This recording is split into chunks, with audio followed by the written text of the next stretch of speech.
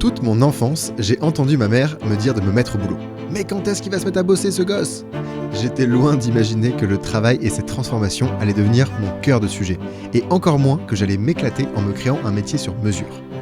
Depuis 7 ans, je parcours le monde pour filmer ceux qui réinventent le travail. Les managers, les dirigeants, les collaborateurs, les ouvriers qui font autrement pour améliorer le bien-être et la performance au travail. Après 6 documentaires et des centaines d'interviews, je suis convaincu qu'on est en train de vivre une transformation historique. Aujourd'hui, il est temps que je vous raconte les coulisses de cette drôle d'aventure, que je vous partage la vision qui m'anime et surtout que je vous parle de la suite du projet.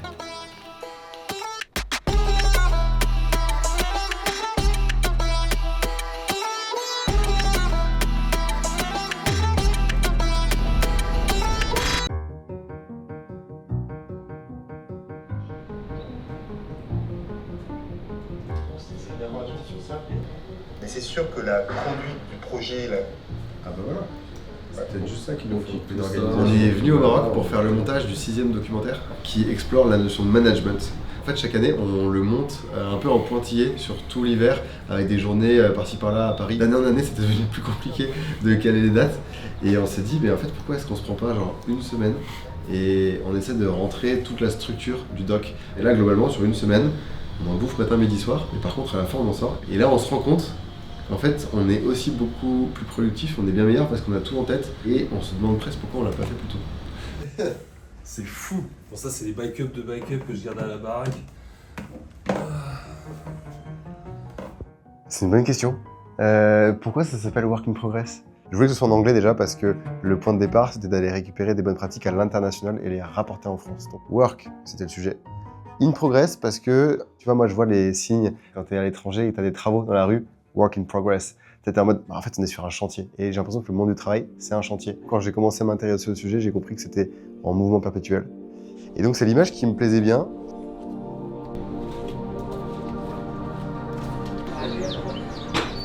Le fait que le sujet du travail m'intéresse, c'est parce que j'ai senti aussi qu'il y avait un écart énorme entre la vision que moi j'avais du travail personnellement et la vision que la société, les gens autour de moi, l'école, tu vois, les recruteurs avaient du travail. Un truc pas très marrant. Potentiellement un fardeau dont on veut se débarrasser mais qu'on est un peu obligé de faire.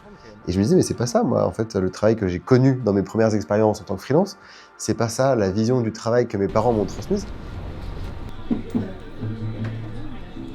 Et surtout, moi, je me rappelle d'un moment fondateur. C'est quand effectivement j'allais au collège, je prenais le bus, j'étais à la campagne et j'avais un trajet qui durait 30 minutes. Le matin, j'avais un chauffeur aigri, qui était en retard, qui était de mauvaise humeur, qui klaxonnait tout le temps, qui était désagréable avec nous et avec les gens qui circulaient. Et le soir, même trajet, dans l'autre sens, un autre chauffeur. Alors lui, il connaissait le prénom de tous les collégiens qui montaient dans son bus. Il nous tapait dans la main, il discutait avec nous, il connaissait les histoires de tout le monde, tu vois. C'est 2 personnes qui font exactement le même métier, certainement payées la même chose, dans les mêmes conditions de travail. Et il y en a une qui s'éclate, l'autre pas. Pourquoi ? Qu'est-ce qui se passe ? Est-ce que la personne elle-même est naturellement triste ? Non, moi je pense pas. Je pense que la personne, en fait, elle est juste pas dans l'environnement de travail qui lui correspond. Et donc moi, je me suis dit, en fait, il faudrait aller explorer ce que c'est qu'un bon environnement de travail. Qu'est-ce qui fait qu'on peut s'éclater dans un job et que d'autres personnes ne s'éclatent pas dans le même job ? Et pour ça, je pense qu'il faut se connaître un petit peu mieux, connaître les différentes transformations du travail qui peuvent exister.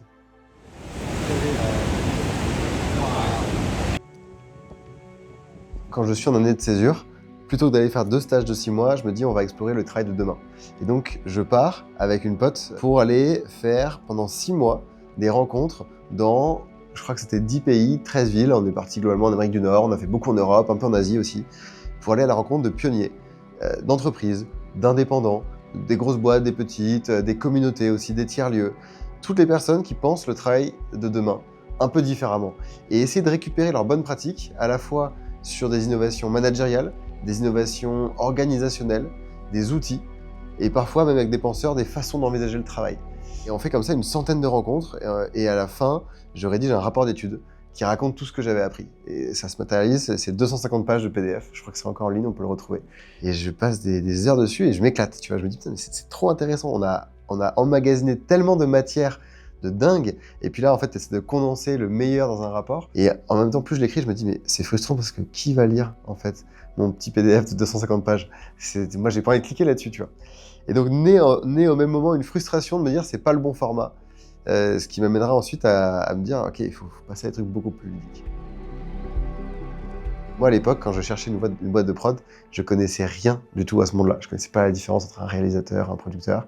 Je lance un peu une bouteille à la mer sur LinkedIn, je fais un message, je dis voilà, j'ai une idée de documentaire que j'aimerais faire sur le travail suite à un voyage que j'ai fait.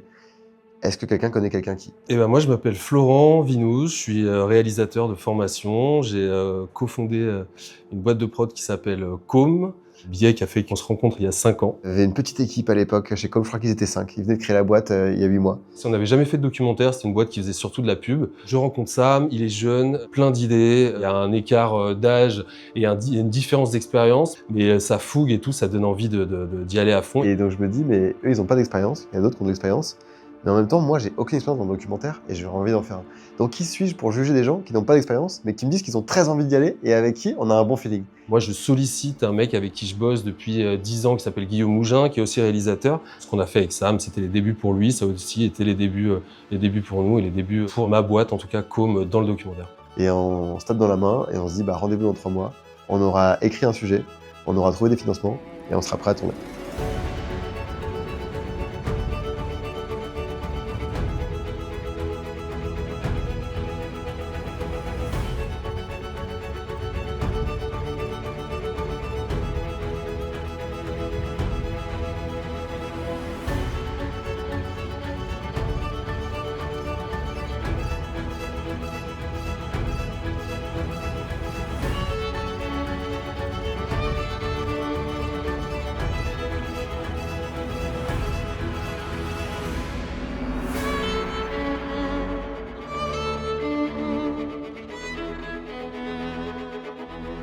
Moi, l'angle que je prends dans les documentaires, dans les conférences, mais dans la vie, j'ai l'impression, c'est l'angle de l'explorateur. C'est-à-dire que je n'ai jamais managé.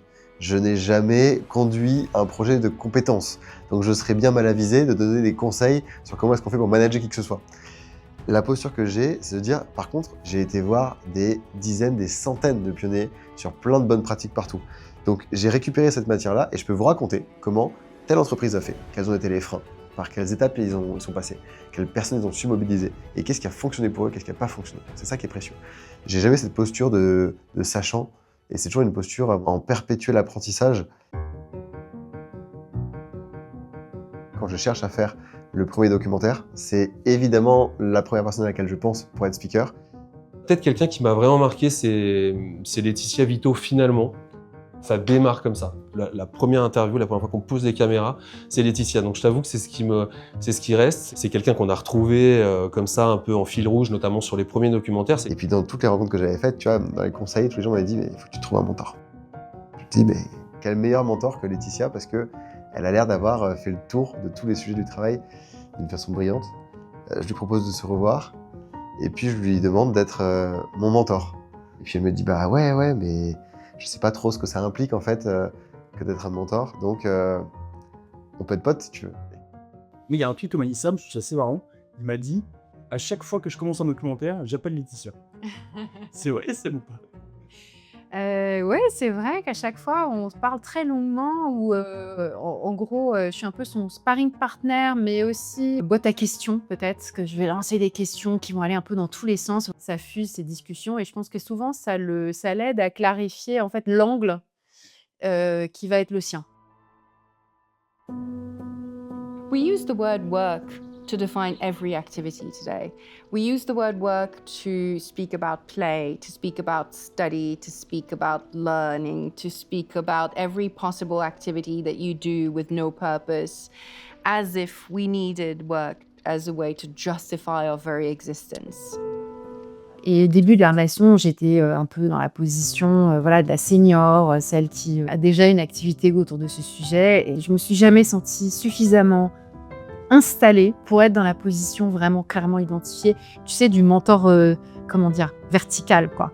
C'est quelqu'un qui mentorait Sam dans son écriture et qui l'aidait aussi, notamment au début, dans la recherche de ses speakers.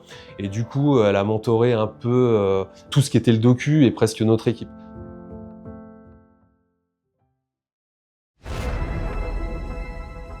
La spécificité des documentaires WIP, c'est qu'on est une petite équipe toute réduite. Donc moi, je joue le rôle de l'auteur et du producteur.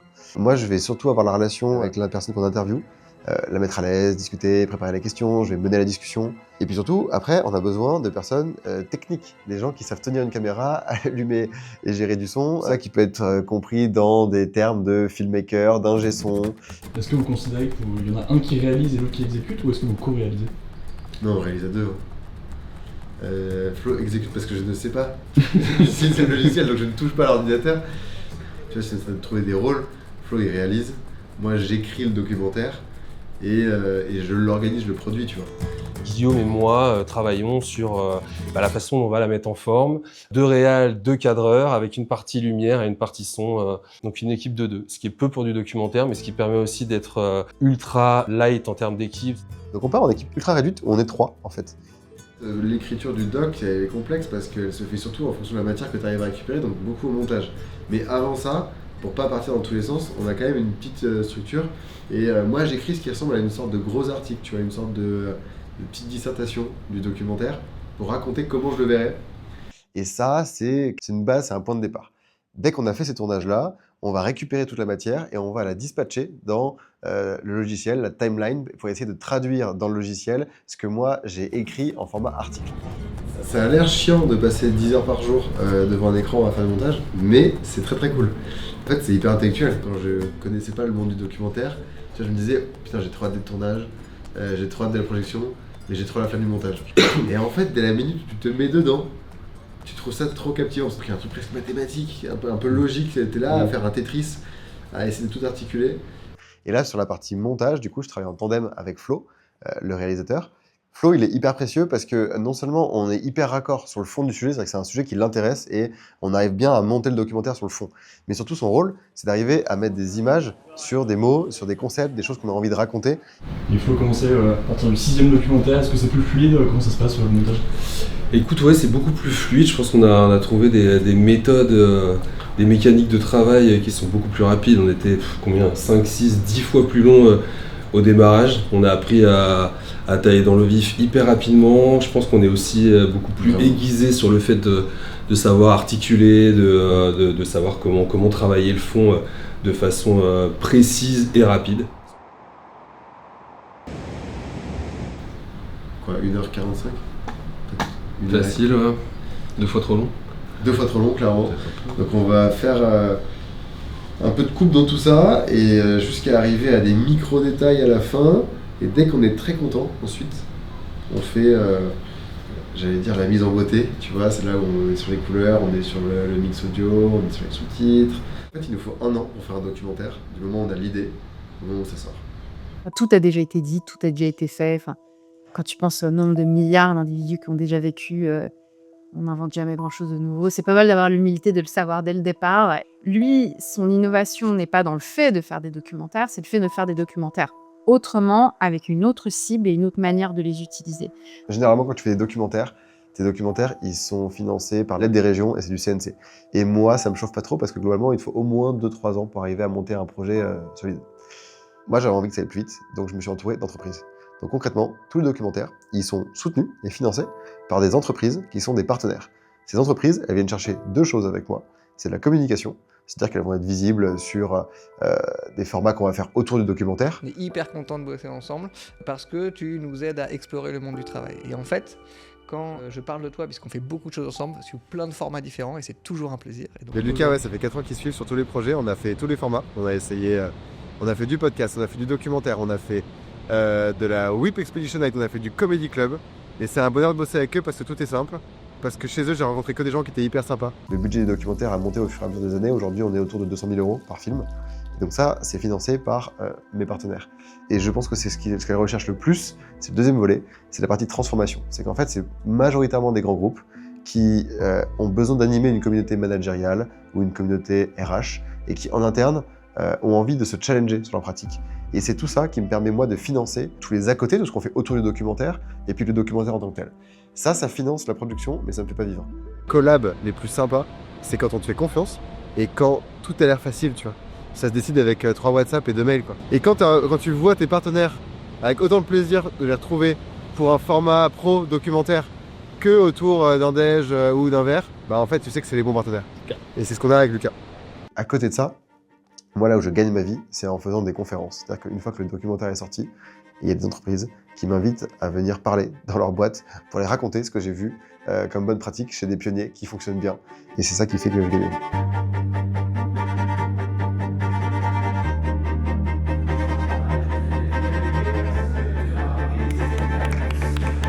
Des conférences comme ça, j'en fais 70 par an, à peu près. Et il y en a quelques-unes qui sont un peu plus challengeantes que d'autres. À Montréal, j'ai fait ma plus grosse conférence. Je crois que c'était il y avait quasiment 1500 personnes, je crois que c'était 1400 et quelques dans la salle. C'était le Palais des Congrès de Montréal.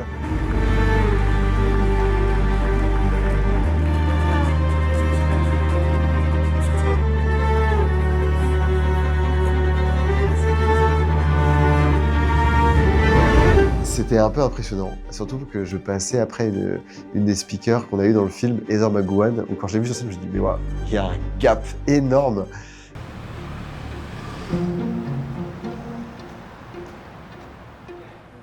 Yeah, I mean, if you look at the whole paradigm, it used to be education, career, retire. So whether you were educated, whether you went to university or not, education was just the first third of your life, just enough to get you into a career mode. And you stayed on that escalator and you rode it up until you retired.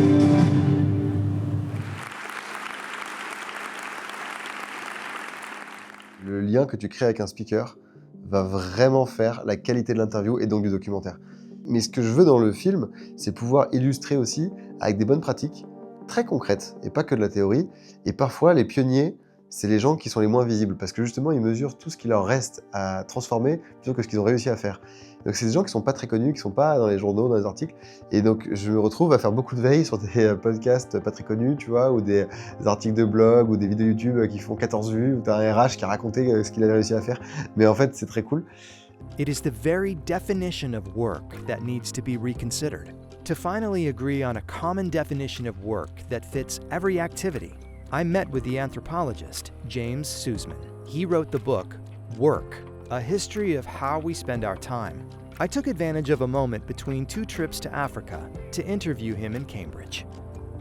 Et James Suzman, c'est une interview qui est fondatrice parce que il y a tout dans cette interview. C'est-à-dire qu'il a une vision holistique du travail, une vision historique. Il est précis, il est accessible, il a ce côté pédagogue parce qu'il est prof, et il a cette définition du travail que je trouve magnifique, où il dit If there's a universal definition of work, it's to do with spending energy purposefully in order to achieve some kind of goal. Le travail est une dépense d'énergie dans un but précis. Et quand tu dis ça, déjà tu dis le travail c'est plus un fardeau, c'est pas un truc négatif dont il faut se débarrasser. Tu dis aussi que le travail c'est pas uniquement une activité rémunérée, c'est une activité comme une autre, donc tu prends en compte tout le travail gratuit. Et je pense que c'est beaucoup plus juste que plein de définitions du travail, beaucoup plus enthousiasmant aussi, c'est une définition que je partage régulièrement. Le travail est une dépense d'énergie dans un but précis.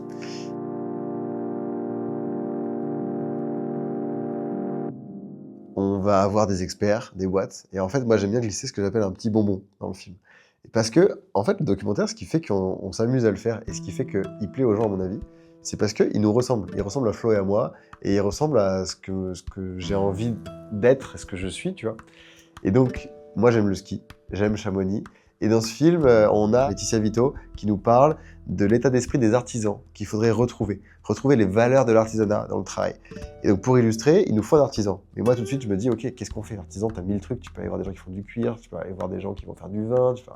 Et tout de suite, moi, je pense immédiatement à Peter, qui a créé Rabbit on the Roof, un studio de création de ski en bois à Chamonix.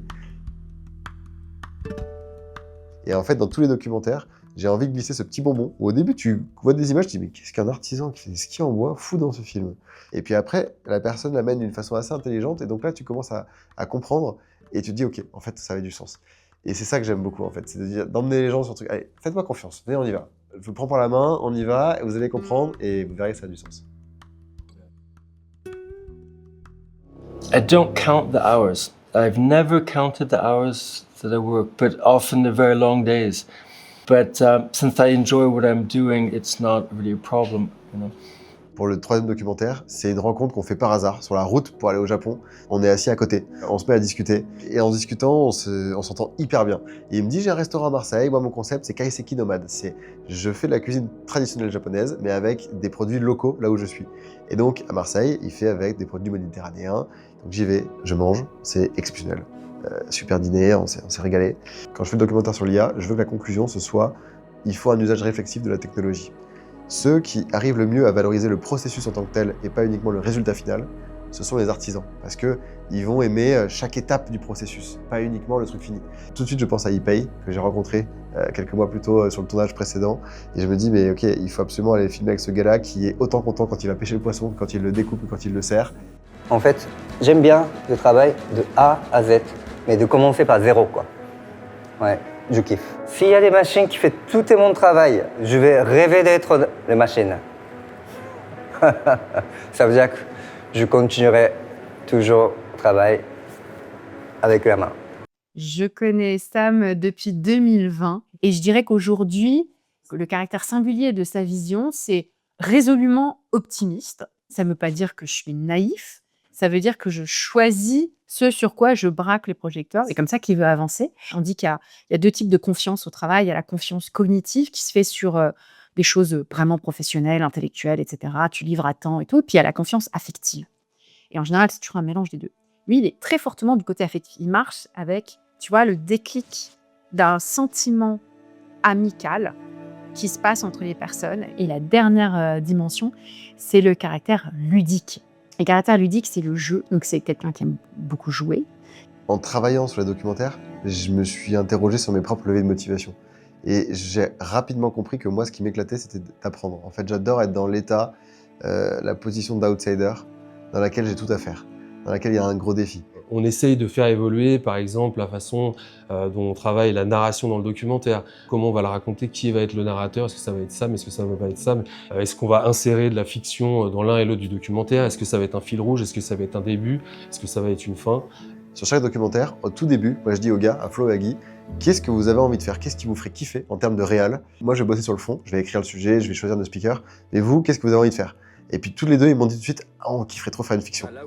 Et il se trouve que pour ce documentaire, on s'intéressait au rapport au temps de travail. Et au Japon, ils ont un truc assez triste qui s'appelle le karoshi, qui est la mort par excès de travail. Et donc, on voulait l'illustrer et commencer le film de façon très forte, très dramatique, avec l'histoire d'un japonais, d'un salaryman, quelqu'un qui travaille beaucoup et qui finit par mourir tellement il a travaillé. Karoshi, or death from overwork, has been a recognizable social problem in Japan since the 1970s.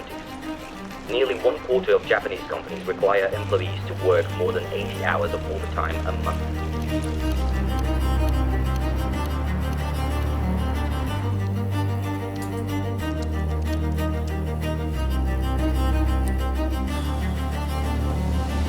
Et donc ça, on s'est dit qu'on allait l'illustrer avec un acteur, et c'était très drôle parce que organiser un tournage au Japon, c'est très complexe, les gens parlent pas trop anglais. Et donc là, on avait Yoshi, notre acteur du jour, passer une journée à filmer avec lui, ça rend hyper bien, je trouve que la fiction, elle nous permet de plonger dans le doc. T'arrives, t'es directement happé, quoi. Et ça, c'était hyper cool. Et d'année en année, on a essayé différentes choses en fiction, ça a été un fil rouge même sur le documentaire suivant, tellement on avait aimé ça, donc sur l'IA. I settled in a small apartment near Montmartre, and when the world hit the pause with COVID. Et on va certainement tester encore d'autres choses sur les années qui viennent. Donc on va toujours innover dans le documentaire. Et j'avais aussi envie de tester d'autres formats un peu plus ludiques. Le premier, c'était la BD. Le documentaire, il est compréhensible pour des gens qui ont déjà travaillé globalement. C'est dur à comprendre toutes les subtilités. Par contre, ça serait cool d'avoir un moyen de créer des discussions intéressantes entre des jeunes dès 12 ans, 13 ans, et des adultes. Parce que c'est pas toujours facile de parler de travail, en fait, avec cette population-là. Et la BD, c'est un bon moyen pour pouvoir démarrer. Donc moi, j'ai un travail d'écriture qui me prend peut-être 2-3 semaines. Et puis ensuite, j'ai bossé avec une illustratrice, Sophie, qui est très douée, qui est talentueuse, pareil, petite jeune, qui a rêvé de faire de la BD un jour. Et ça a matché, c'était cool, et c'était trop bien de bosser ensemble. Et là aussi, c'est le ludique qui guide cette exploration des nouveaux formats. C'est qu'au bout d'un moment, quand tu refais la même chose, tu te rends compte que tu risques quand même un peu de tourner en rond. Faire une BD, c'est une autre manière de jouer. Je pense qu'au bout d'un moment, on se rend compte que toutes les manières de jouer deviennent du travail. Et c'est là où il faut trouver autre chose pour continuer à s'amuser. Il reste encore plein de choses à explorer. Je pense qu'il y en a quand même pour quelques années avant qu'ils s'ennuient totalement. Parmi les formats en dehors du documentaire, il y a l'expo photo sur laquelle j'ai adoré bosser. C'est une idée qui m'est venue quand j'étais au Japon, on était en tournage pour le 3e documentaire Time to Work. Et puis un jour, on avait fait une soirée la veille et tout le monde dormait. Et puis je me lève et je vois Guillaume, il est dans le salon, il est en train d'être sur son ordi. Il a un dossier avec genre 15 000 photos. Et je lui demande ce que c'est et puis il me dit ouais, bah, je fais plein de photos. Je lui dis, mais attends, mais c'est pas possible, tu fais plein de photos. Il n'y a rien sur ton Insta, ton site, on voit rien, en fait, tu publies pas. Elles sont où ces photos, ça sert à quoi? Tu sens que Guillaume, il a un talent monstre et il n'est pas très à l'aise, tu vois, de le mettre en avant. Et tu regardes les photos, tu te rends compte qu'il y a un pattern qui revient, c'est qu'il est tout le temps en train de photographier, globalement, des gens en train de faire un truc, et souvent, c'est du travail. Et il a un truc vraiment avec les métiers de la rue. Et donc, je me dis, mais ça serait trop cool de faire une expo où on met en avant tous les métiers où le monde tournerait pas sans eux. C'est des métiers de logisticiens, c'est des métiers de gens qui bossent sur des chantiers dans la rue, c'est des métiers de poissonniers. Et puis on va raconter l'histoire de la personne, on va l'interviewer aussi, et on va mettre un petit QR code à côté, comme ça on a le témoignage. Salut tout le monde, on est chez Wojo Tolbiac à Paris.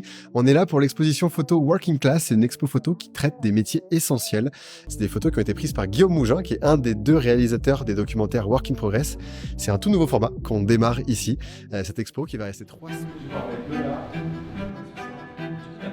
Bienvenue au Comedy Club, vous connaissez le concept, venez à notre travail après le travail. Bonsoir, bienvenue.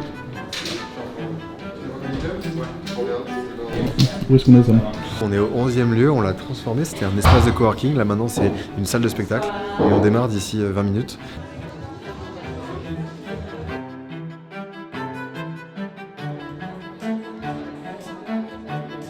Je suis allé en Comedy Club pour la première fois il y a 2 ans dans ma vie. Et j'avais jamais été, tu vois, je me disais, c'est fou, pourquoi j'ai pas été plus tôt? Et j'ai trouvé ça trop bien. Et en sortant, je me suis dit, mais c'est certain qu'il faut faire un comedy club sur le travail. Et je me rappelle de mon pote Victor, avec qui j'étais en école. Et c'est rigolo parce que Samuel m'a contacté il y a genre, je pense, à peu près 2-3 ans, quand il avait produit un de ses documentaires, parce qu'il voulait le vendre à potentiellement des diffuseurs. Et moi, mon métier, c'était d'acheter justement des programmes. Et donc, je maîtrisais un peu toutes les conditions, à quel prix il pouvait à peu près le vendre. Et je savais que lui s'était lancé dans le stand-up. Et je l'appelle et je lui dis, est-ce que t'es chaud? On monte un comedy club sur le travail. Et lui me dit, je fais des formats autour du travail. Et moi, je lui dis, mais tu sais, moi, j'ai des sketchs sur le travail. Il y a d'autres humoristes qui ont des sketchs sur le travail. Et en 1 heure, on prend un café et on se dit, mais en fait, il y a grave moyen de faire un comedy club sur le monde du travail. Le concept, c'est de rire du travail, après le travail, avec 5 humoristes qui vont faire des vannes pour se moquer de toutes les absurdités qui peuvent exister. Non, moi j'ai un métier plus classique, un métier que j'aime bien. Avec des collègues qui m'envoient des mails à midi 2. Hello. Penses-tu pouvoir m'envoyer ces dossiers pour plus tard ce matin? T'es déjà hello, j'ai envie de tout casser. Pourquoi tu dis hello Véronique? Tu sais pas parler anglais. Bah non, tu dis include. Non, tu dis YouTube. Pour toi, le Super Bowl, c'est un plat avec du saumon et de l'avocat. Là où c'était rigolo, c'est que moi, je lui dis, bon, on peut faire peut-être une seule date dans une petite salle qui fait 40 personnes, peut-être qu'on remplira qu'à 30, mais bon, c'est pas très grave, franchement, ce sera déjà super, tu vois. Et lui, il me dit, non, non, non. On va faire 10 soirées pour la première session. Donc la première édition, c'était 700 personnes à Paris sur 10 sessions de 70 personnes.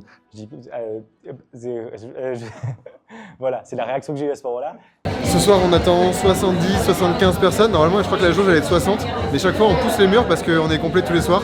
Et c'est que du bonheur. C'est un de mes projets qui m'éclate le plus en ce moment.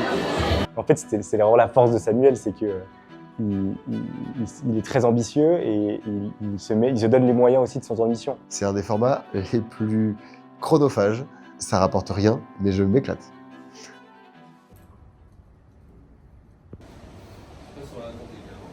Bah, du coup, maintenant je sais comment il fait. On va mettre un peu de trucs, mais attends, on est passé de 1,45 à 1,5. C'est ce qui se fait mieux là. J'y croyais pas. Là, on est sur un truc qui est très similaire à ce qu'on avait l'année dernière. On n'est pas sur le bourbier qu'on avait il y a 2 jours. Je pense que là, en 4 jours, on a fait l'équivalent de 2 semaines et demie de montage. Sur WIP 1, WIP 2, il y a 5-6 ans. Ça fait 6 ans que chaque année, je fais un documentaire sans avoir vraiment prévu la suite. Tu vois, j'accepte pas l'idée de me dire je fais un plan à 5 ans, à 10 ans, je sais où je vais. Chaque année, vraiment, on fait un film. Dès qu'il est sorti, on réfléchit à est-ce qu'on a envie de faire un suivant. On se dit oui. On réfléchit à l'idée. On n'a vraiment pas l'idée des mois en avance, tout ça. Et parce que je pense que moi, j'aime pas trop me projeter.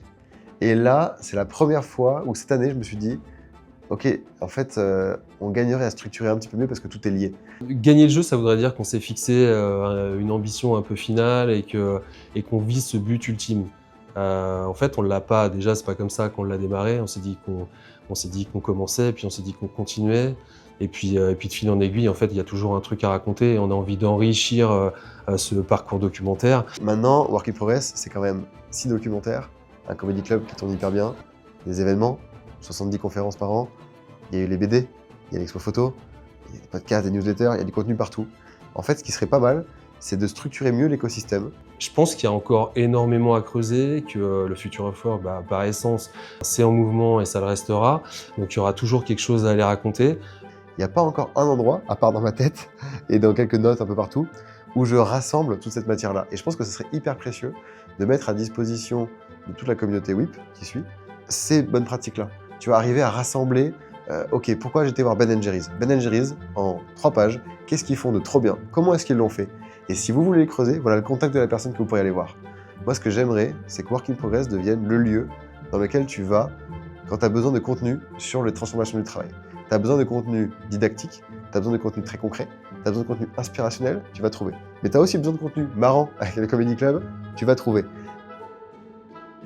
C'est quelqu'un qui travaille seul dans son écriture, qui n'a pas structuré de boîte, qui n'a pas de salariés, mais qui fait travailler un espèce d'écosystème autour de lui, qui a besoin de travailler en équipe. Donc c'est quelqu'un aussi qui rassemble et qui se nourrit énormément des gens qui côtoient et des gens avec qui il travaille. Et en fait, moi, ça a été hyper porteur de travailler avec lui sur ce projet-là, parce que ça m'a aussi poussé dans mes retranchements, ça m'a fait revoir mes limites, on va dire, parce que je n'imaginais pas qu'on allait remplir ces sessions comme ça, c'est un truc de fou. C'est fabuleux. Combien de fois je reviens de docu, je me pose avec Harold, avec qui donc mon associé, hein, et je lui dis mais frérot, enfin tu vois, ça explicite, ça met en lumière tellement de choses. Là, on regarde un petit peu dans le passé ce qu'il a pu faire ces 6 dernières années. Enfin, quand est-ce que Sam il aura gagné, quoi? Quand est-ce qu'il se sera mis là, j'ai réussi, je peux passer à autre chose? Tu crois qu'il se pose cette question-là? Flo m'a répondu la même chose. Elle m'a dit, je suis pas sûr qu'il se pose cette question. Non, je pense pas qu'il se pose cette question. Moi, je pense qu'il projette dès le départ une vie où il ne sait pas où il sera dans 10 ans. Ce qui est paradoxal, c'est que maintenant, il sait où il sera dans 1 an. Et ça, il était incapable de le dire au début, et ça le mettait même mal à l'aise d'avoir des engagements à échéance d'1 an. Or, dans son activité, maintenant, il en a, en fait. Il ne peut pas parler pour lui, mais à mon avis, il refuserait de se prononcer sur où est-ce que je serai dans 10 ans. En fait, moi, ce que j'aimerais, c'est que ces documentaires puissent être vus par le grand public, parce que quand tu parles de travail, tu as une ambiance, tu as une atmosphère qui est morose. Et ces documentaires, ils sont la preuve que peu importe le métier que tu fais, même si tu fais un métier alimentaire, sur le papier pénible, pas très marrant dans l'imaginaire collectif, moi, je suis convaincu, et je l'ai vu dans plein de secteurs, que tu peux t'éclater dans tous les métiers. Et on revient à l'histoire de notre chauffeur de bus. Métier peut-être pénible pour certains, mais pour d'autres, le gars s'éclate. Et on a été voir des agents de propreté, on a été voir des gens qui travaillent de nuit, on a été voir des gens qui bossent dans des manufactures, dans des ateliers, dans des usines de production. Et tous arrivent à s'éclater d'une certaine façon.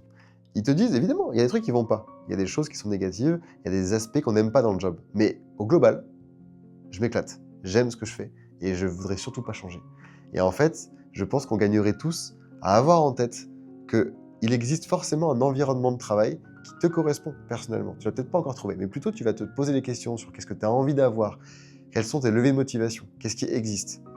Évidemment, il faut travailler pour vivre, on a besoin d'argent, c'est le premier levé de motivation. Ça, on est d'accord. Mais une fois que tu as dit ça, c'est pas ça qui fait que tu t'engages réellement. Et ces documentaires-là, ils sont là pour guider l'entreprise, mais ils sont là pour guider aussi l'individu, la personne, dans ses questionnements, pour arriver à trouver ce qui lui correspond le plus. Et si jamais on arrive à faire ça, on aura tout gagné.